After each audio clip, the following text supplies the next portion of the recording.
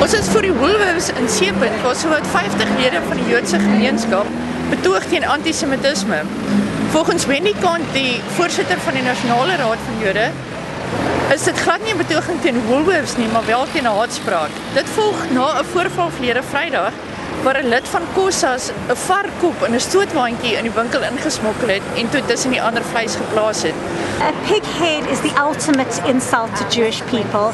It has become almost the icon of anti-Semitism. We have a poster here today which will show the pig's head being used in Nazi Germany, 1930s.